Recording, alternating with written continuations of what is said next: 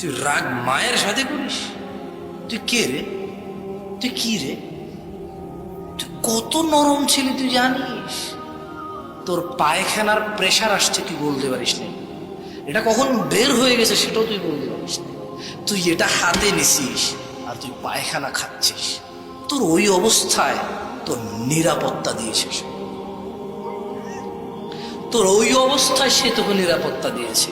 তুই এতটাই নরম ছিলি যে তারা ভয় থাকতো যদি তুই ওদের পিঠের নিচে এসে মারা যাস। তোকে 3টা 4টা 5টা কাঁথা দিয়ে এক সাইডে রাখে নাই, তুই যদি পাল্টি খেয়ে পড়ে যাস।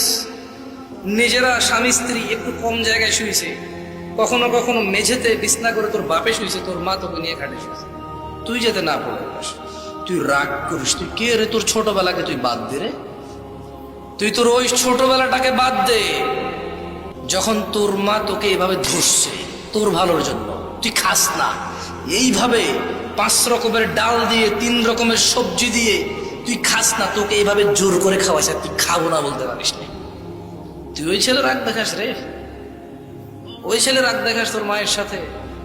বললো যে 3 ভাই আছে, মায়ের জামা কাপড় ঈদে আমি কিনে দিই, মা অসুস্থ হলে ডাক্তারের কাছে আমি নিয়ে যাই। বললাম যে তোর মা যখন তোকে পেটে নিল, তোর মায়ের পেটটাকে তো 4 ভাগ করে নাই যে এই অংশে তুই থাকবি, এই অংশে আসতেই পারবি না, তোর বাকি 3 ভাই আসবে।